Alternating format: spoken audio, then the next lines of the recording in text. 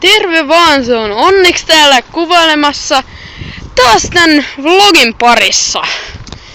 Siis, nyt mä tässä kerron mitkä asiat minua vituttaa tuossa uudessa YouTubessa. Ensimmäinen asia on se, että kommentit katoaa sieltä, kun te kommentoitte sinne, niin ne katoaa sieltä. Sitten toinen asia on se, että se esim. Kun puhelimella on, niin sä et näe sun tilaajia.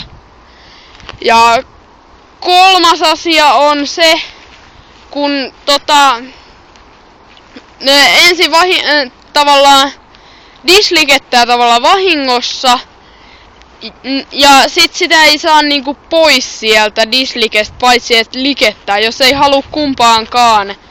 Niin sitten ei voi niinku mennä siihen ei kumpaakaan, mutta ja sit mulla on kaikki tilaajat näkee sun kaikki jutut, mitä sä niinku oot mennyt katsomaan ja tykännyt ja tällaisia. Esim. Jos on jotain mistä mun tilaajat ei tai meidän tilaajat ei tykkää, niin sit se on ihan tyhmää. Ja sitten kans, että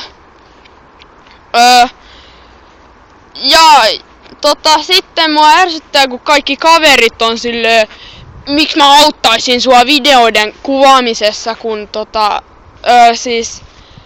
siellä on niitä, jotka ei halua, että mä kuvaan. Mut nytten ei mulla siis, se on onneksi ja moro.